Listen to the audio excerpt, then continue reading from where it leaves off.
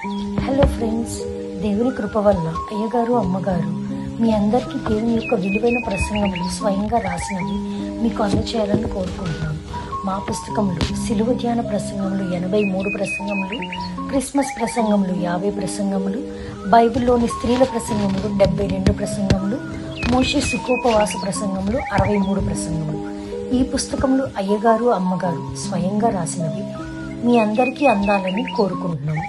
మా పుస్తకములు కావాల్సిన వారు కాంటాక్ట్ అవ్వాల్సిన numbers: Bapatla reverend doctor P Jayapal garu, phone number 9866412025. Guntur doctor P Prasadarao garu, phone number 9413685994 and 9705789407. మా పుస్తకంలో మీరు తీసుకొని చదివి ఆదరణ పొంది దేవుని మహిమపరచాలని కోరుకుంటున్నాము. Don't forget to like the video. Thank you.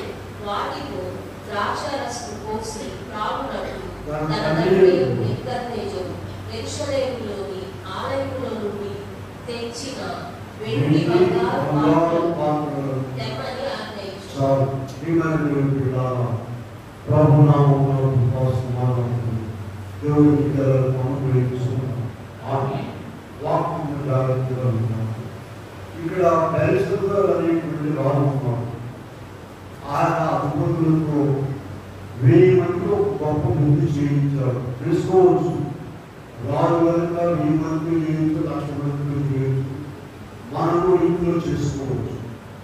అయితే ఈ విందు పరిమితులు దాటింది, అవధులు దాటింది, దేవుడి ప్రయాసకరమైన పనిలోకి వెళ్ళింది. ఎవరెవరు ఉన్నారమ్మా ఈ విందులో? అధిపతులు, తాను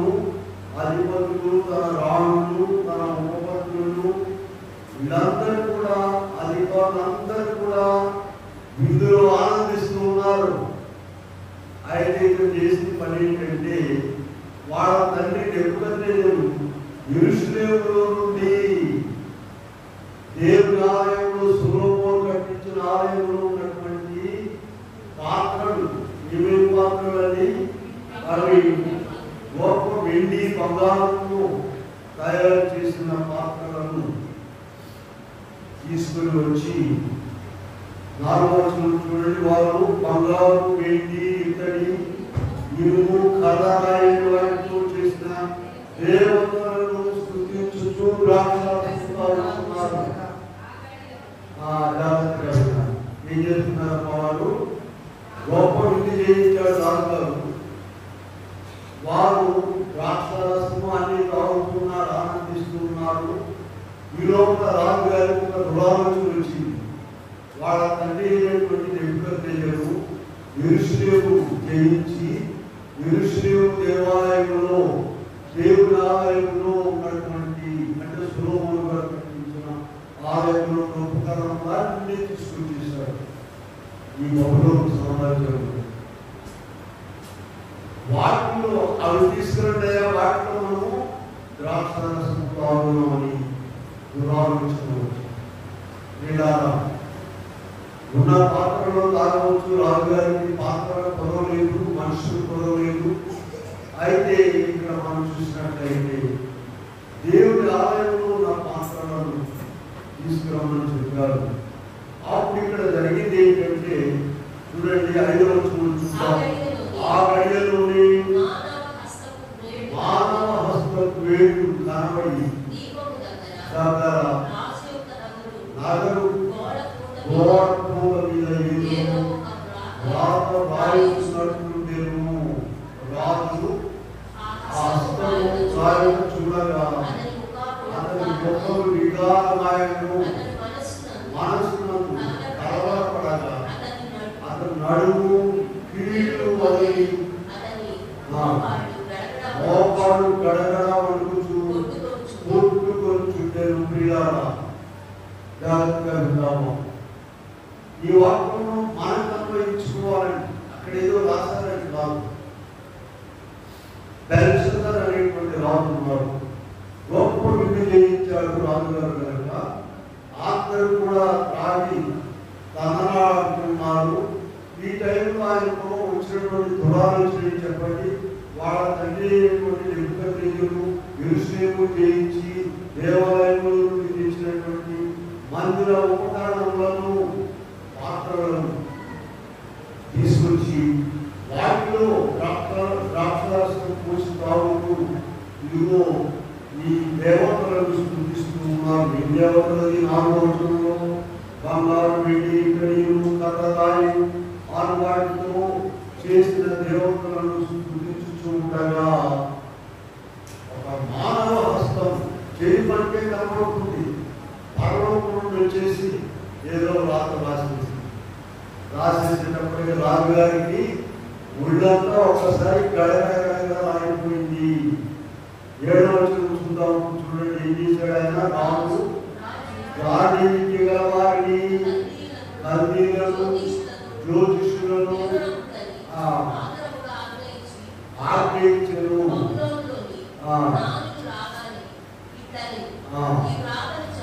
చదివి వాడెవడు? వాడు మూలాలకు వస్త్రము పట్టుకొని సువర్ణమైన కంఠపుష్పము ధరించిన వాడి 3వ అధిపతిగా ఇలా ఉంటుండగా అతని రాజ్యంలో ఉన్నవారు జ్ఞానులందరూ కూడా ఎవరు కూడా దాన్ని చెప్పలేకపోయారు. అసలు రాజు కూడా ఆ లాంగ్వేజ్ ఏంటో కూడా వాళ్ళు చదవలేకపోయారు. అప్పుడు దానియేలు గారిని తీసుకొచ్చారు. దానియేలు గారు అంటే యెరూషలేము నుండి వీళ్ళను చెరపట్టుకుని వచ్చారు. మేధావులైన వారిని వారు లోక జ్ఞానమే కాకుండా పరలోక జ్ఞానం, దేవుడి జ్ఞానం కలిగి ఉన్నటువంటి వారు దానియేలు తీసుకుని వచ్చారు. 5వ అధ్యాయం 24వ వచనంలో చూసినట్లయితే అక్కడ దానియేలు గారు చదివారు. 24వ వచనం చదవండి.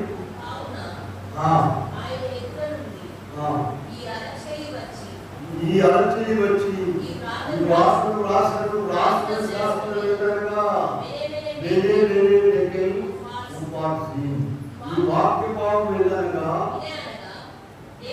నీ ప్రభుత్వ విషయంలో లెక్క చూసి ముగించను అనగా నీవు తప్పుగా కనబడి అనగా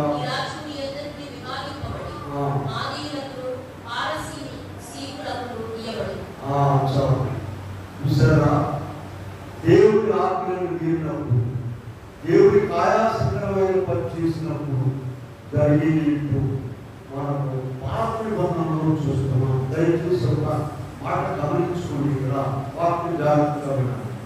పాత నిబంధన కాలంలో వెంటనే పనిష్మెంట్ లేదు, తీవ్రమైన పనిష్మెంట్ లేదు.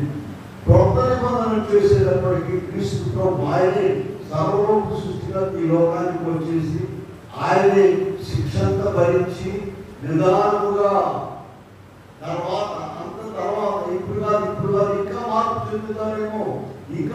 చెందుతారేమో అని చిట్ట చివరిలో పెట్టారు ఈ తీర్పు పనిష్మెంట్ అన్ని కూడా. చూడండి వాక్యంలో 2 కొరింథీ పత్రిక 5వ అధ్యాయము మనం 10వ వచనంలో చూసినట్లయితే ఈ మాటను చూడగలం. 2 కొరింథీ ఎందుకనగా తాను జరిగించిన క్రియల చొప్పున అవి మంచివైన సరే చెడ్డవైన సరే దేహంతో జరిగించిన వాటి ఫలములు మనందరము పొందినట్లు మనమందరము క్రీస్తు న్యాయపీఠం ఎదుట ప్రత్యక్షము కావాలి. 2 కొరింథీ 5 రిఫరెన్స్ మరీ చెప్తూ ఉంటాం ఆరాధనలో కూడా. ఎందుకంటే చదువుతుంటారు, చదవడం అయిపోతుంది, చెప్పడం అయిపోతుంది, లైఫ్ తీసుకునే ఉంటారు. దొరకస్తా 2 కొరింథీ ఉండాలేదో అనుమానం వస్తుంది. బైబిల్లో ఉందో లేదు, అందుకు అనేక సార్లు చెప్తూ ప్రతి ఒక్కరు కూడా దేహంతో జరిగించినది. ఇప్పుడు దానియేలు గారు వచ్చేసాడు, రాజుగారికి చెప్పాడు, త్రాసులో నిన్ను తోచగా నీవు తక్కువైపోయావు అని వివరణ చక్కగా ఇచ్చారు. చూడండి, దానియేలు 5వ అధ్యాయంలో ఉన్నాము. ఈ భావం చెప్పేశారు 24 నుండి 27 వరకు. 28 చూద్దాం. చూడండి, బెల్షస్సరు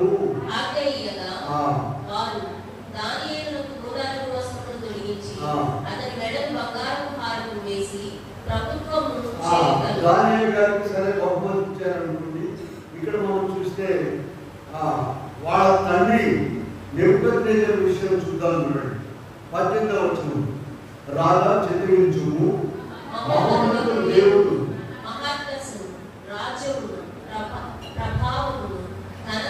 నీ తండ్రి ఇచ్చెను. దేవుడు ఇతనికి మహాప్రశంసినందున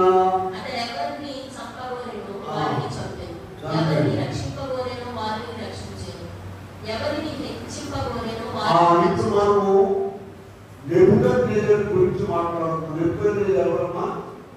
ఇప్పుడు మనం మాట్లాడుకునే బెల్షస్సరు యొక్క తండ్రి. దేవుడు ఆయనకు సమాధికారం ఇచ్చారు, అది ఇచ్చారు. కానీ ఆయన అహంభావం వచ్చింది, నేను అనేది. చూడండి, 4:29 చూద్దాం. 4వ అధ్యాయంలో 29వ వచనం 30వ వచనం చూస్తే నెబుకద్నెజరు 12 నెలలు గడిచిన పిమ్మట బబులోనులోని సంచరించుతుండగా బబులోను నుండి మహా విశాల పట్టణము నా బలాధికారము నా ప్రభావాలను కనుగొచ్చుకుంటాయి, నా రాజధాని నగరంలో అని తనలో తాను అనుకోలేను. వీళ్ళ దానియేలు గ్రంథము 4వ అధ్యాయంలో 29-30 వచనాలు చాలా జాగ్రత్తగా చూడండి. నెబుకద్నెజరు చేసిన పాపం ఏంటంటే, బబులోను మహా సామ్రాజ్యం ఉన్నది, గొప్పగా కట్టించారు. కానీ ఏమనుకుంటున్నాడు? నా నా నా అని మాట్లాడుకునే చూడండి. రాజు బబులోను ఈ మహావిశాల పట్టణము నా బలాధికారమును నా ప్రభావ ఘనతలు కనబడుచున్నకై నా రాజధాని నగరముగా నేను కట్టించినది కాదా అని ఎవరున్నాడమ్మా? ఎవరి చోట్ల ఆయన మనసులో అనుకున్నాడు. జాగ్రత్తగా విన్నారు వారు. నీవు నేను కూడా సంపాదించిన దాన్ని బట్టి కానీ నీకున్న దాన్ని బట్టి కానీ అబ్బా నేను ఎవరన్నా వచ్చి పొగుతాడు నేను అబ్బా ఎంత గొప్పపోయా భలే కట్టావయ్యా బలి భలే ముట్టుకుంటున్నావా అంటాడు. నిజమే అనుకున్నావు అంటే నీవు బోధన పడిపోతావు. దేవుడి యొక్క ఉగ్రతకు గురయ్యావు. యోహాను సువార్త 1వ అధ్యాయంలో ప్రారంభంలో ఒక మాట చూడండి. సమస్తం ఆయన మూలంగా కలిగేను, కలిగినదేది ఆయనకి మహిమ రావాలి. అయ్యా దేవుడు నాకు ఇచ్చాడు, ఈ గోడ ఇచ్చాడు, ఈ బిల్డింగ్ ఇచ్చాడు, ఈ పదంతస్తులు ఇల్లు ఇచ్చాడు, ఈ దాటాకి ఇల్లు ఇచ్చాడు. అన్ని ఎవరికి ఇచ్చింది? ఆ మాట మేము మర్చిపోయామంటే మరి వెంటనే తీసుకొచ్చింది. చదవండి కింద 21వ వచనం చూద్దాము. 31వ వచనం. రాజు నోట ఉండగా ఆకాశంలో శబ్దం వచ్చాడు. ఏదనగా రాజు నెప్పుకొనేవాడు, ఇదే నీకు ప్రకటన, నీ రాజ్యం నీ యొద్ద నుండి తొలగిపోయాను, మనుషులను తరిమెదరు, అడవుల మధ్య నివాసం చేయు, పశువులే గడ్డి మేయుటకు సర్వోన్నతుడు దేవుడు అధికారి అనుగ్రహింప నిశ్చయించును. నీవు తెలుసుకున్న వారికి 7 కాలాలను చూడండి. అమ్మ వింటారు వాక్యము. బబులోను సామ్రాజ్యము మీద తిరుగుతూ పైన ఆయన బాగా పెద్ద బిల్డింగ్ ఉంటుంది తిరుగుతూ. ఇదిగో ఇదంతా కూడా నా బలాన్ని కాదు, నా ప్రభావం కలగలుగుతున్నవి, నేను పెట్టించింది కాదన్నాడు. వెంటనే దేవుడు ఆయన తరిమేశాడు. ఎక్కడికమ్మా? అడవిలోకి తరిమేస్తే పశువులుగా గడ్డి వేస్తాడట 7 కాలం. ఇప్పుడు ఈ విషయం ఎందుకు చెప్తున్నామంటే ఈ విషయాలన్నీ కూడా బెల్షస్సర్ అనే రాజుకు తెలిసి కూడా, ఇవన్నీ తెలిసి కూడా మళ్ళీ తండ్రి చేసిన పొరపాటు ఈ కూడా వెళ్ళిపోతుంది. మనకు కూడా ప్రియ అనేక విషయాలు తెలుసుకుంటున్నాం, అనేక సంగతులు, మన పిల్లల విషయాలు, మరి మనం తెలిసిన వారి విషయాలు తెలుసుకున్నప్పుడు మనం జాగ్రత్త పడాలి. ఒక తాగుతున్నాడండి మన ఇంట్లో, మిగిలిన వాడు ఏం చేయాలి? బాబు మనం తాగుతూ నాయన వాడు నశించిపోయాడు, జాగ్రత్త పడాలి. నువ్వు కూడా తాగుతూ తయారైతే రామేమో ఉదాహరణ మీకు అర్థం కావాలని చెప్తున్నాను. కనుక ఇక్కడ మనం చూసినట్లయితే ఇది బెల్షస్సర్ తండ్రి అయినటువంటి నెబుకద్నెజరు విషయం. దానియేలు గారు చెప్తున్నాడు, నీకు ఇవన్నీ తెలిసి కూడా ఏం చేస్తున్నామో మనిషి యొక్క రాజును అరణ్యానికి తరివేశారు. 7 కాలంలో ఆ రాజు గడ్డి వేశాడు జంతువులతో పాటు. ఆయన గోళ్ళు ఇవన్నీ కూడా జంతువులు గోళ్ళు చేసింది.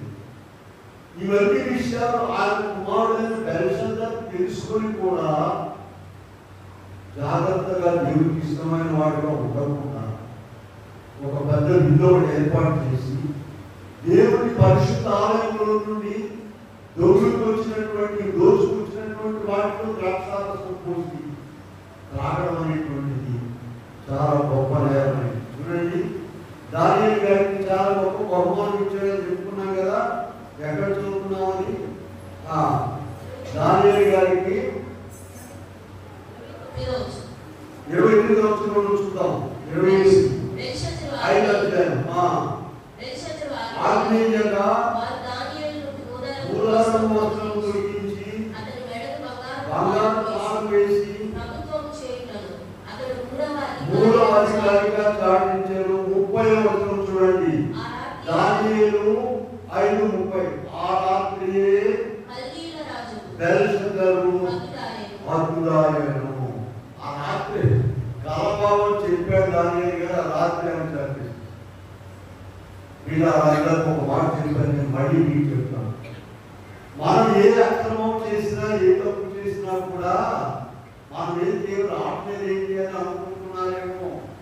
మనం నూతన నిబంధన కాలంలో ఉన్నాం. దేవుడికి మానవుల పట్ల ప్రేమ ఎక్కువ ఆయనే వచ్చేసాడు.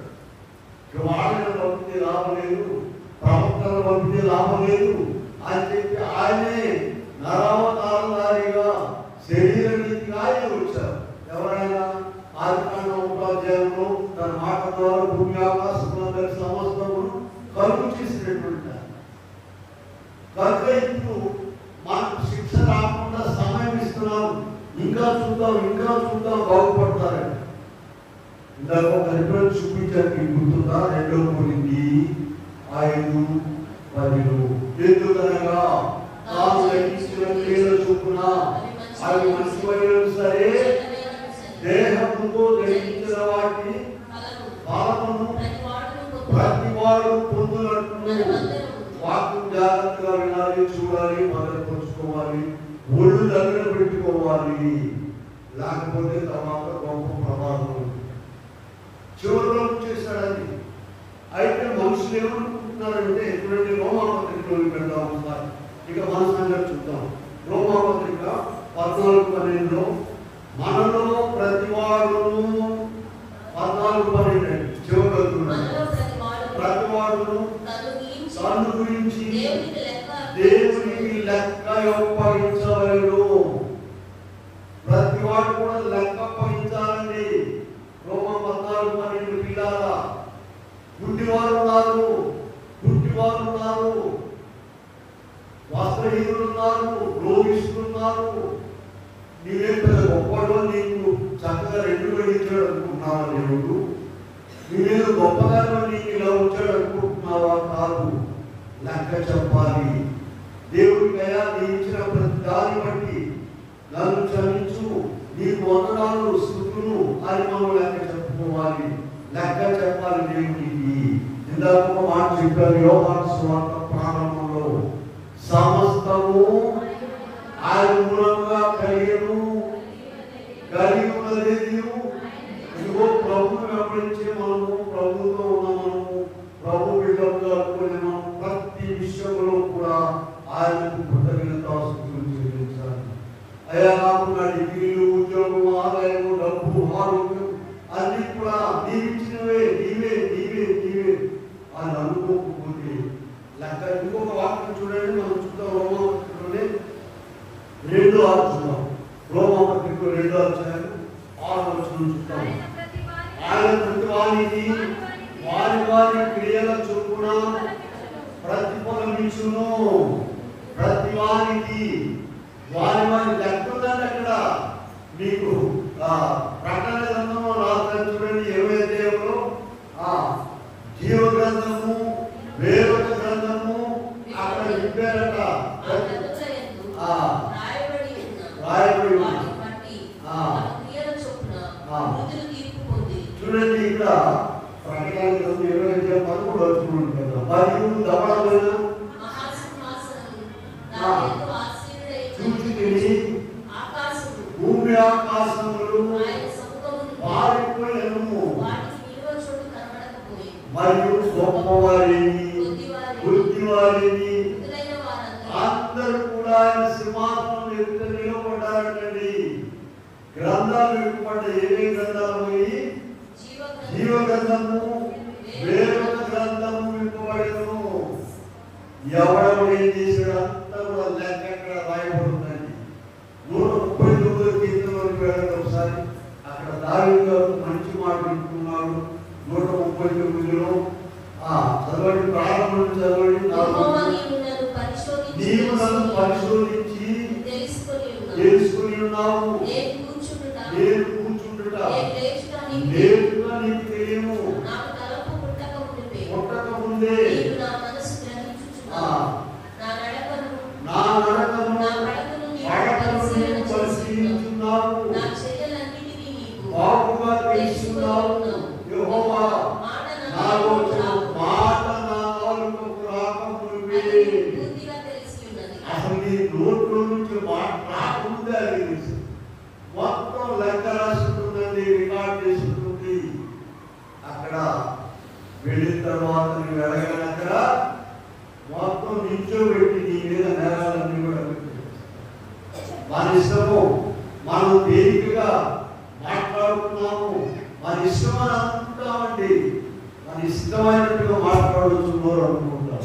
దైవజనులు ఒక పాటలో రాశారు, నీ వాడు ప్రతి మాట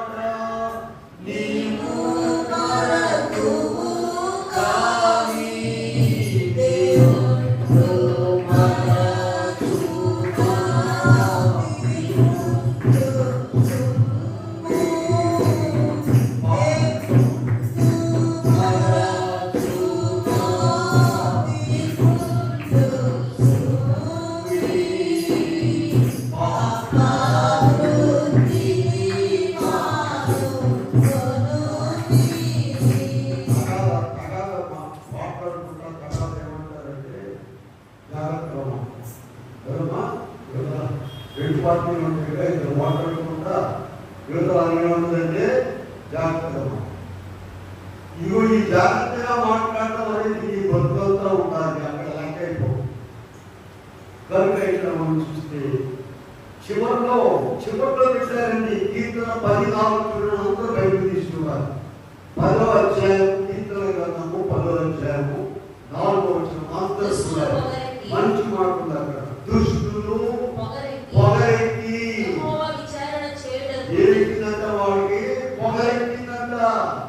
దుష్టులు పొగరెక్కి యెహోవా విచారణ చేయడనుకుంటారు. అటువంటి పొగరి దగ్గర ఉన్నారు. దేవుడు లేడని వారికి కూడా అనుకుంటారు. దేవుడు లేడనుకుంటారు. వాడికి ఏమిటిందంటమా, పొగరెక్కిందంట. పొగరెక్కి ప్రసంగిలు పెడదాం ఒకసారి. ప్రసంగి 5:1 చూడండి. ప్రసంగి గ్రంథము 5:1, నీవు దేవుని మందిరములకు పోవునప్పుడు నీ ప్రవర్తన జాగ్రత్తగా చూసుకును. బలి అర్పించుట కంటే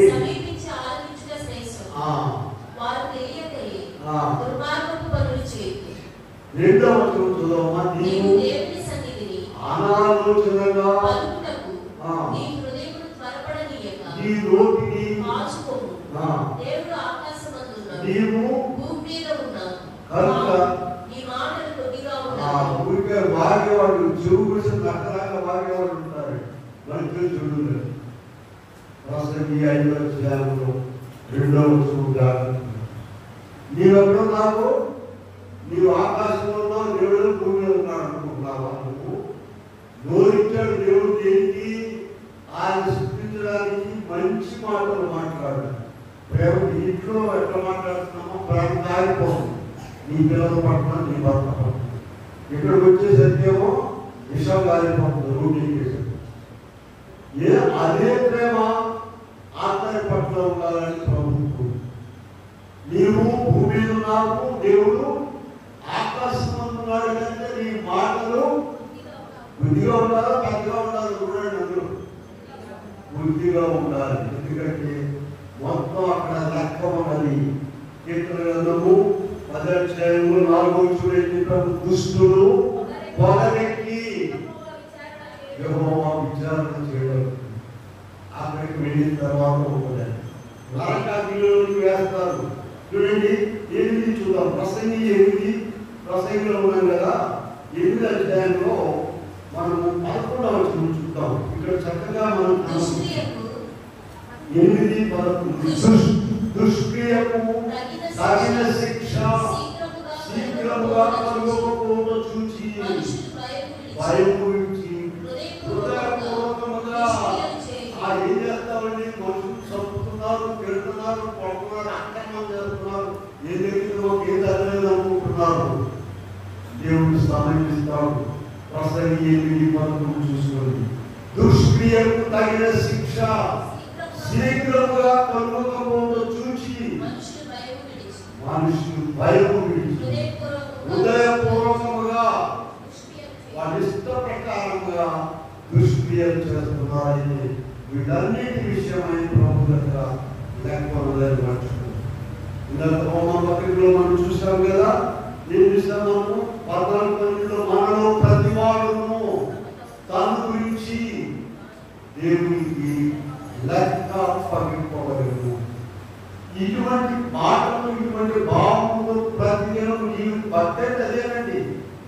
అంటే ఏదో ఒక పై నుంచి ఊరిపడుతుంది, ఇది మేకప్ వేసుకోవడం అనుకోవాలండి, మొక్కలకి రంగు పురుగుకోవడం అనుకోవాలి. ఇలా మనము ప్రతి విషయంలో కూడా ఏం చేయాలి చెప్పండి, ముందుకు పోవాలి. తగిన జాగ్రత్త కలిగిన వారిపై ముందుకు వెళ్ళిపోవాలి. అలా మన మాట, చూపు, క్రియ, తలంపు అన్నీ కూడా ఎలా ఉండాలి చెప్పండి, ఈ లోకంలో చాలా జాగ్రత్తగా ఉండాలి. చూడండి, నటిస్తున్నారు అంత నాటకాలు లేవు, భక్తులు నాటకాలు, అందంగా ఉన్నట్టు నాటకాలు. ఈ నాటకాలు అర్థం ఒక వాక్యం చూసినటువంటి నాటకాలు. మొదటి కొరింథీ పత్రిక 7వ అధ్యాయంలో 7 సహోదరులారా, కాలము కనుక ఈ మీదట భార్య లేనట్టును, వేరనట్టును, సంతోషపడనట్టును, తమకి తానును నిజముగా అనుభవింపవలెను. ఏదైనా ఈ లోకపు నటన గర్వించుతున్నది. ఈ లోకపు నటన గర్వించు. రామాలు చిన్నప్పుడేమో చిన్నపిల్లలాగా నటించాము, అయిపోయి చిన్నపిల్లలాగా నటించాము, యవనస్తులాగా నటించాము, పెళ్లి కూతురులాగా నటించాము. సమాజంగా ఎంత బాగా పెళ్లి కూతురులేక పెద్దలందరూ ఆ పెళ్లి కూతురు నటన అయిపోయిన తర్వాత మమ్మీ డాడీ నటన, మమ్మీ డాడీ నటన తర్వాత ఏంటమ్మా అమ్మమ్మను చివరికి ఏంటండి, చివరికి పరదేశం డ్రామా అయిపోతుంది. పిల్లరా, ఈ లోకం నటన ఇది ఒక డ్రామా మాత్రమే. హై స్కూల్లో చదివాము, ఎలిమెంటరీ స్కూల్కి వెళ్ళాము, ఎంత బాగున్నారు. ఆ డ్రామా అయిపోయింది. నెక్స్ట్ పాత్ర వచ్చేసింది, నెక్స్ట్ వచ్చేసింది. అయితే ఈ లోకము నటన ఇది తాత్కాలికమైనది మాత్రం. అక్కడికి పోయి మనము అసలైన డ్రామా అక్కడ మర్చిపోవాలి. ఇదంతా కూడా ఇక్కడ కొత్తగా ఉన్నటువంటిది. అందుకే మనం ఇక్కడ చాలా జాగ్రత్తగా ఉండాలి. ఇక్కడ చూడండి, యోగ గ్రంథంలో పిల్లలకు ఒక మాట చూపిస్తాను నేను. 34వ అధ్యాయంలో యోగ గ్రంథం 34:21 నుండి చూద్దామండి. 34 ఆయన దృష్టి నరుల మార్గముల మీద ఉంచబడిందని, ఆయన వారి నడకలని కనిపెట్టి చూచుచున్నాడు. దుష్క్రియలు చేయువారు ఒకడు న్యాయ విమర్శలోనికి రాకముందు బహుకాలం అతను విచారణ చేయగా దేవునికి అగత్యము లేదు. విచారణ లేకుండానే యోగ గ్రంథం ఎక్కడమో 34 అధ్యాయంలో ఒకడు న్యాయ విమర్శలోనికి రాకముందు బహుకాలము ఈ పొద్దుగూపుని ఎవడబడి తప్పని ఒప్పని చెప్పదేవుడు. ఎంజాయ్ చేయి, ఆనందించు. కానీ వీటన్నింటిని బట్టి నీకు అందుకనే యవనస్తులకు ఒక మాట ఇక్కడ చెప్పారు చూడండి. ప్రసంగిలోకి వెళ్దాము. ప్రసంగి గ్రంథంలో 11వ అధ్యాయంలో 9వ వచనం. నీ యవన కాలమును సంతోషపడుము, నీ హృదయమును ఉన్నదిము, నీ కోరిక చొప్పున, నీ దృష్టి యొక్క ఇష్టం చొప్పున ప్రవర్తించు. అయితే వీటన్నిటిని బట్టి తీర్పులోనికి తెస్తాడని మాత్రం చాలా వీటన్నిటిని బట్టి ఇష్టం వచ్చినట్టుగా ఉండు, ఆనందించు, ఎంజాయ్, ఏదైనా చెయ్యి. అయితే ఎక్కడ చదువుతున్నాం మనం? ప్రసంగి 11:9 చదివాం. నీ దృష్టి యొక్క ఇష్టం చొప్పున ప్రవర్తించు. అయితే వీటన్నిటిని బట్టి దేవుడు తీర్పులోనికి తెస్తున్నాడు. ఇక్కడ మనం ఇద్దరు రాజులను, తండ్రి కొడుకులను ఇద్దరు చూస్తున్నాము. నెబుకద్నెజరు రాజు తండ్రి, ఆయన కొడుకు బెల్షస్సర్. ఈ భాగం మళ్ళీ మనం చదువుకుని ఇంటికి వెళ్ళిన వారు దేవుడికి ఆయాసకరమైన జీవితం జీవించి గొప్ప పనిష్మెంట్ పొందారు. మనం ఎలా ఉన్నామో మన కొరకు మీరు రాయబడుతున్నాయండి. అందుకని ఇందాక ఏం చెప్పాము? యోబు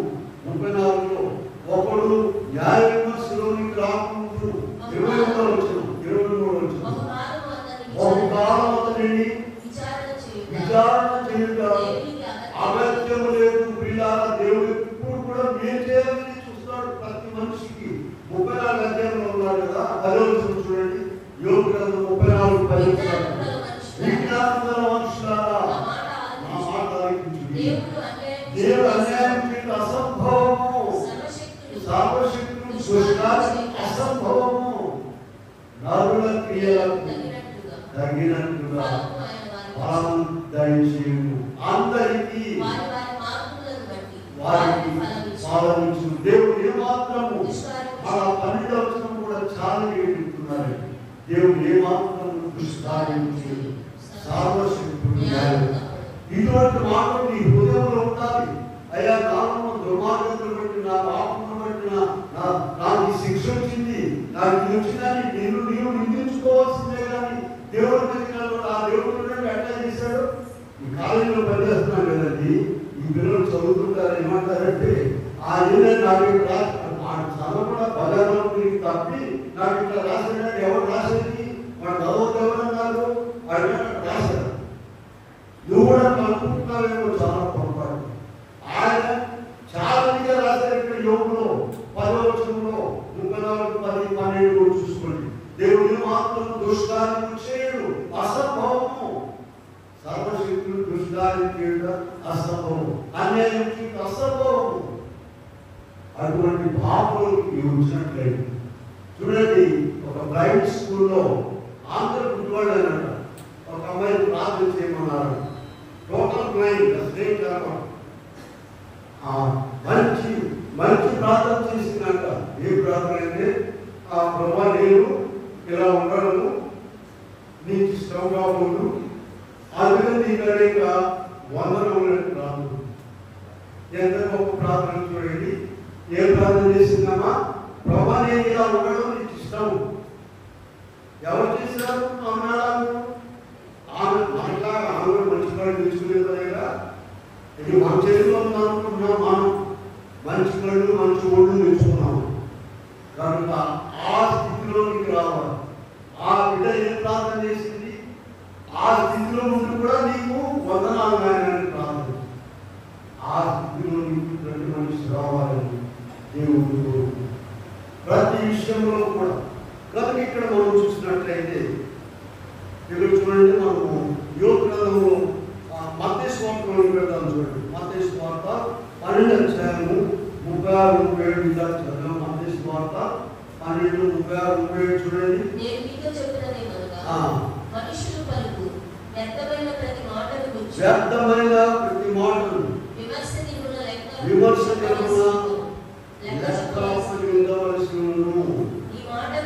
ఈ మాటను బట్టి తీర్పు పొందుదువు. నీ మాటను బట్టి అపరాధులను తీర్పు పొందుదువు. ఇందాక మనము ప్రసంగి 5లో మాట చాలా జాగ్రత్తగా గుర్తుపెట్టుకోండి.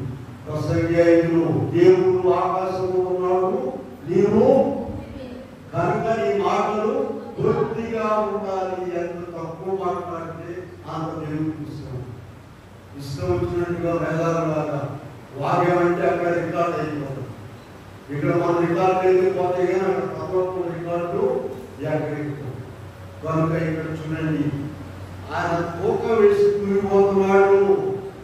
త్రాసులో చూసినట్లయితే నేను ఒకవేళ అక్షరాలలో పైకి బరువు బాగుండొచ్చు, కానీ 80-70 కిలోలు ఆత్మీయ స్థితిలో 3 కిలోలు ఉన్నారు.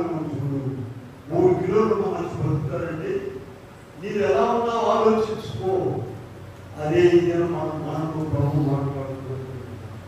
యోగ గారి విషయం ఒకటి చూద్దాం. చూడండి, యోగ గ్రంథంలో యోగ గారు తన సొంత విషయం ఒకటి చెప్తున్నాడు. 6:2 చూద్దాం.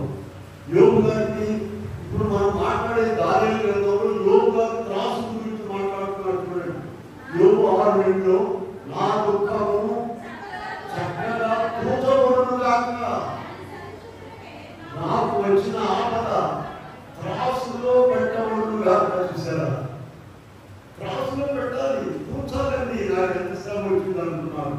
ఆ 31లో కూడా చూడండి, 31:7 యోగు 31:7లో ఏముందో చూద్దాం.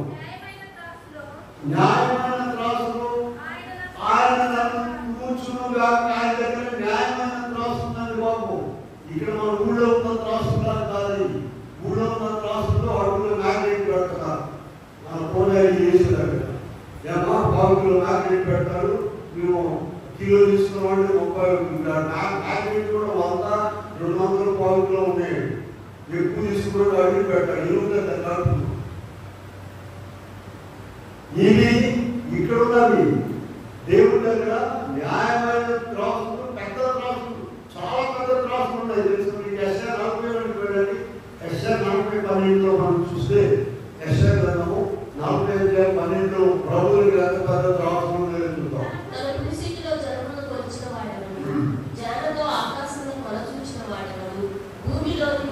త్రాసుతో పర్వతములను కొండలను పర్వతములను చూడండి, హిమాలయ పర్వతాలు కూడా లేకపోతుందండి. ఆయన దగ్గర ఎంత త్రాసు ఉంటుందో చూడండి.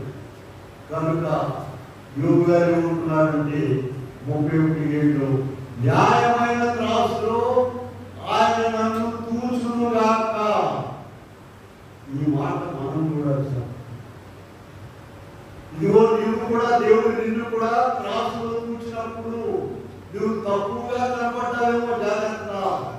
బెల్షద్దర్ అనేటువంటి రాజుకు వాడ మీద ఏం రాయబడుతుందమ్మా, మెనేటెకెల్ ఉపాసన రాయబడినప్పుడు వాడు తీసుకున్న జ్ఞానం ఎవరు చదవాలంటే దాన్ని తీసుకుంటే ఆయన చదివి వినిపించేమన్నాడు.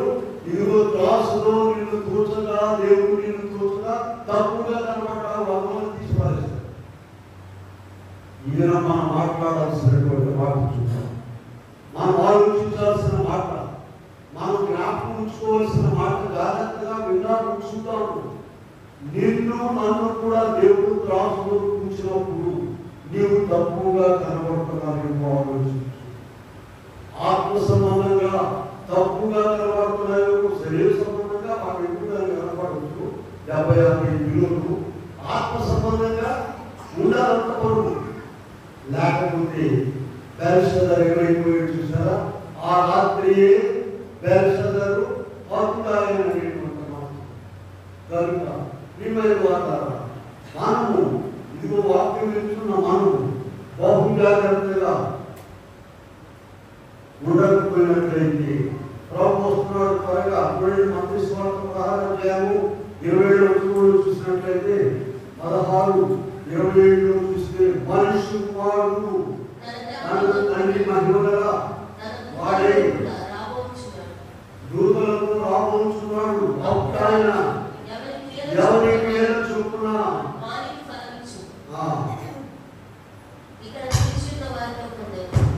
కనుక వారికి ఆయన ప్రతిఫలం పోతున్నాడు. ప్రతివాని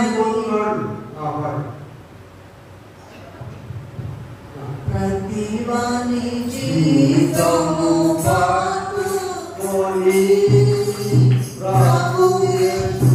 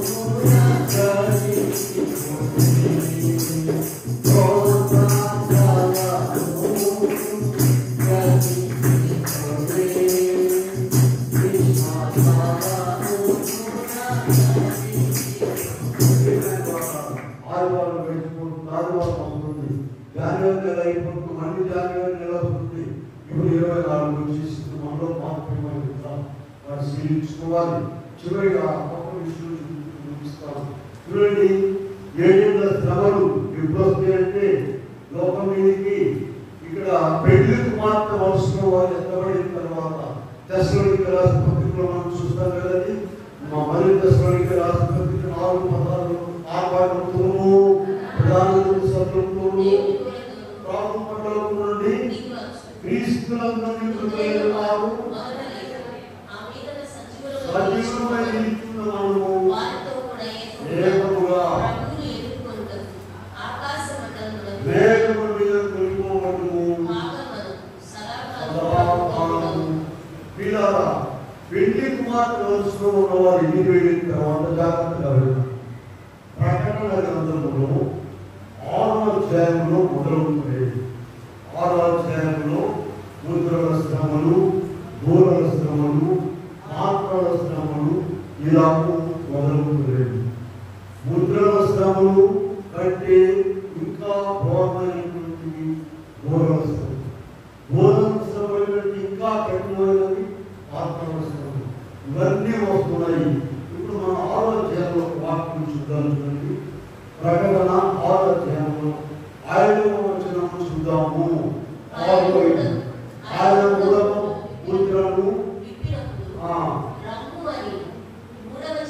చెప్పున వింటిని ఇదిగో నల్లని గుర్రము కనబడెను. అప్పుడు త్రాసు చేత పట్టుకొని కూర్చుండెను. ఇక్కడ త్రాసు చేత పట్టుకొని కూర్చున్నాడు. ప్రకటన గ్రంథానికి వచ్చి ఏంటంటే పెద్ద పెద్ద కాలంలో అనబడేవాళ్ళు తప్పు వ్యాఖ్యానాలు రాశారు. మనకి స్టాండర్డ్ దేవదాసయ్య గారు రాసినటువంటి ప్రకటన గ్రంథం చాలా ఏమో చూసాను కానీ నేను ఆయన చాలా కరెక్ట్ రాశారు. అక్కడ పెళ్లి కుమార్తె వెళ్ళిపోయిన తర్వాత శ్రమంలో చీకట్లో ఉండి ఆ పరిస్థితులను బట్టి గుణం నల్లగానే ఉంది కానీ ఆ గుణం మీద ఉన్నటువంటి ప్రభు క్రీస్తు ప్రభువు అయిగా రాశారు. ఇలా వింటున్నారా? కొంతమంది గుణం నల్లగా ఉంది కనుక ఆ పైన కూర్చున్న వాళ్ళు మృత్యువను విచారంలో రాశారు. మీకు ఇంకా చూడాలని కోరుకున్న వాడు ఉంటే అయ్యగారి ప్రకటన 197 పేజీలు 197 పేజీలో ప్రకటన వివరణ 197 క్లియర్గా రాశారు. ఇది నా మాట కాదు. ప్రకటన గ్రంథము తప్పు చెప్పకూడదు, ఎక్కువ చెప్పకూడదు. తప్పు చెప్తే చిక్కు వస్తుంది. అందువల్ల దాన్ని జాగ్రత్తగా చెప్పాలి. 197 పేజీలు అయ్యారు ఏం రాస్తారంటే ఇదిగో ఈ నల్లని గుణము ఆయా పరిస్థితులను బట్టి 5వ వచనం ప్రకటన 6:5 విగ్రహము రమ్ము అని 3వ చెప్పినటువంటి నేను చూడగా ఇదిగో ఒక నల్లని గుణము కనబడెను. త్రాసు పట్టుకొని పిల్లల ఎందుకో తెలుసా ఈ త్రాసుని ఇంకా మిగిలిపోయిన వారిలో ఎవరైనా దుఃఖానికి వస్తారేమో కళాకారానికి తీసుకెళ్దామని ప్రతి ముద్ర ప్రతి పాత్ర వెళ్ళేటప్పుడు కూడా మధ్యలో వస్తారు. ఎవరైనా అయ్యా బుద్ధి లేక ఇట్లా అయిపోయామయ్యా ఇప్పుడు బుద్ధి వచ్చిందని మార్పు చెందుతారేమో వారిని తీసుకెళ్ళడానికి త్రాసు పట్టుకొని వచ్చారన్న దాంట్లో మళ్ళీ తూకం వేస్తారు. తూకం వేసినప్పుడు ఎవరైతే తూకానికి సరిపోతారో వాళ్ళని మళ్ళా పరలోకానికి దేవుడు తీసుకుని వెళ్తారు. వీళ్ళ ఈ వాక్యం వింటున్న మనందరం కూడా ప్రార్థన చేసుకోవాలి. ప్రభా, నేను నీవు చూచినప్పుడు తక్కువగా కనబడకుండా నాకు సహాయం చేయండి. వీళ్ళ ప్రార్థనలో తగ్గిపోయేవేమో, వాక్యాలలో తగ్గిపోయేవేమో, మందిరానికి రావడంలో తగ్గిపోయేవేమో, నీ మనసు లోకంలో నిండిపోయి ఆత్మ సంబంధమైన విషయాలు తగ్గిపోయిందేమో పరిశీలించుకోవాలి, ప్రార్థన చేసుకోవాలి. ఇంకా ప్రకటించుకొని రావాలి. ఇంకా ప్రభు ఆయన ఎప్పుడు సిద్ధంగానే ఉన్నాడు సహాయం చేయడానికి. యెషయా 65:2 చూడండి ఒకసారి. యెషయా 65 అధ్యాయంలో మనం 2వ వచనం ఏముందో చూద్దాం ఒకసారి. తమ ఆలోచనలను అనుసరించి చెడు మార్గమును నడుచుకొనుచు లోబడని ప్రజల వైపు దేవుని ప్రేమ ఎంత గొప్పగా ఉంటుంది. లోపల తమ ఆలోచనలను అనుసరించు చెడు మార్గమును నడుచుకొనుచు లోబడని ప్రజల వైపు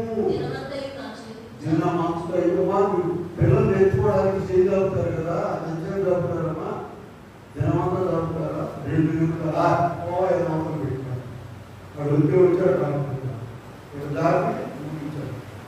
దేవుడికి ఎంత ప్రేమ దినమంతయు ఆయన జీవితం సమర్పించాడు. కనుక మనం ఈయన వాక్యకాలంలో ప్రభు మనతో మాట్లాడుతున్నాం. ప్రభా నేను వాక్యం చదవడంలో తప్పు అయిపోయానేమో, ప్రార్థన కావడంలో తప్పు అయిపోయానేమో, నేను కూడా ఇంటి దగ్గర ప్రార్థన చేసుకోవడంలో ప్రార్థన తగ్గిందేమో, వాక్యం తగ్గిందేమో, నా మీదకి ఏదో ఒక ప్రమాదం వచ్చేస్తుంది ఆయన అని మనము దేవుడు మాట్లాడతాడండి. దేవుడు మాట్లాడతాడు మీకు చూపిస్తాడు. చూడండి యోగ్యంగా దేవుడు ఒక్కసారి మాట్లాడుతున్నాడని మాట్లాడుతున్నాడు.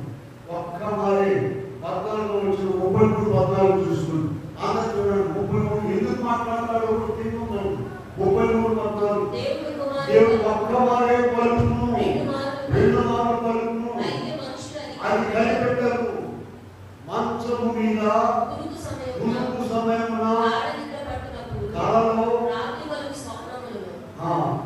దాసులు గర్విష్ఠులు కాకుండా చేయనట్లు తాము తలంచిన తాగేవారు గోతిలోనికి పోకుండా ఎంత ప్రేమ కలిగిన వాడు చూడండి. ఆయన గోతిలోనికి పోకుండా గోతిలోనికి పోకుండా కాపాడడానికి మాట్లాడతాడు. అయితే మనం చూసుకొని పోతాం. అది వాళ్ళు గుర్తించి వెళ్ళలేదా ఈ బాబు గురించి కంటే ఆ అక్కడ అనుభవం చేసేది వీడి పార్టీ ఇచ్చేది ఆడేసి ఇదే జరుగుతుంది. ఇలా దేవుడి సన్నిధి 100 పనులు ఆపుకుని రావాలి. 100 పనులు నీవు ఆపుకొని దేవుడి సన్నిధిలోకి రావాలి. నీకు ఆశ ఉంటే ప్రభు తీసుకోవాలి. కనుక ఇక్కడ ఎందుకంటే మాట్లాడేది 18 వచ్చిన యోగులను 33 పడింది. తాము తలంచిన కార్యము మానవులు చేయనట్లు గోతికి పోకుండా కాపాడునట్లు కత్తి వలన నశింపకుండా వారి ప్రాణము తప్పించును.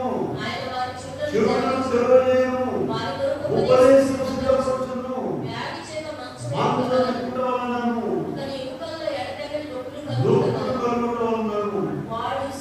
శిక్షణను పిల్లారా ప్రేమిస్తాడంట. సంస్థలు పట్టు పెట్టి రోగం లోపు అన్నీ వచ్చి ఇక్కడ ట్రైనింగ్ పీరియడ్, అది ట్రైనింగ్ పీరియడ్ జాగ్రత్తగా ఆలోచించాడు. కనుక దేవుడు మాట్లాడతాడండి. మన మనస్సాక్షితో దేవుడు ఎన్నిసార్లు మాట్లాడతాడు రాష్ట్రం 20 సార్లు 25 రాష్ట్రం ఆయన మనతో మాట్లాడుతున్నాడు. నీవు ఏ విషయంలో తక్కువైపోయావో జాగ్రత్త. ఒక్కసారి పిలిపేసుకుని పోయావా, తర్వాత నీకు రెడీగా దర్శనం ఏమయ్యారన్న తర్వాత ఆ రాత్రి దానియేలు గారి కలభావం చెప్పాడు. ఆ రాత్రి తక్కువైపోయాడు. కనుక దేవుడి ఆయుష్కాలం, ఆరోగ్యం, నెమ్మది, సమాధానం భూమి మీద మనకి ఎంతో ఇచ్చాడు. ఆనందకరమైనది మన బ్రతికెంతో అడిగారు. ఆనందకరమైనది మన బ్రతికెంతో. ఇక ఇక్కడ నుండి వెళ్ళిన తర్వాత చీకట్లో కుక్కులాటమే. అక్కడ టిప్పులు, భోజనాలు, కాఫీలు ఉండవు, ఏమి ఉండవు. అక్కడ చీకట్లో మనం ఉండడానికి కనుక మనందరం కూడా ఏ విషయంలో ప్రభు త్రాసు తీరుపోతున్నాడు నిన్ను, నీవు తప్పుగా ఉన్నావేమో జాగ్రత్తగా చూసుకోవాలి.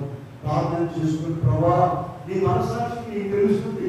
ప్రభా నేను ప్రార్థనలో తగ్గిపోయినాయన, భక్తిలో తగ్గినాయన, వాగ్దానంలో తగ్గినాయన, మందిరానికి వెళ్ళడంలో తగ్గిపోయినాయన, నన్ను క్షమించండి అని ముందుకు పోవాలి. ప్రార్థన చేసుకుని దేవుడి శక్తిని పొంది మనం తక్కువగా లేకుండా ఎక్కువగా కనబడాలి. అట్టి కృప దేవుడు మనకు అనుగ్రహించుగాక. చిన్న ప్రార్థన చేద్దాము. మోకరించండి. సామాన్ తర్వాత సత్తుమోచని చెప్పాక మోకరించాలనగానే మోకరించాలి. ప్రేమలో ఎన్నో మాతో మాట్లాడుతున్నాం. ఈ యోగంలో 33 అధ్యాయంలో స్పష్టంగా చూస్తున్నాం. దేవుడు ఒక్క మారే పడుతున్నాం, 2 మార్లు దాని మాతో మాట్లాడుతున్నాం. దేవుడి మాటలు మా ప్రవర్తన, మా జీవితము, మా భక్తి జీవితము, ఈ లోకము, మా ఆత్మను మేము సరిచేస్తున్నాం. నీకు ఇష్టమైన వారుగా అయ్యా నీ క్లాస్లో మేము చూసినప్పుడు సరిపోయే వారుగా తప్పుగా కనబడదు. దర్శనం తప్పుగా కనపడడం బాగుంది. అలా నీవు ఎన్నో ఇచ్చేవారికి ఒక రాజ్యానికి అధికారిగా చేసాం. అయినా కూడా మీరు రాష్ట్రం ఆయన తప్పుగా కనపడదు.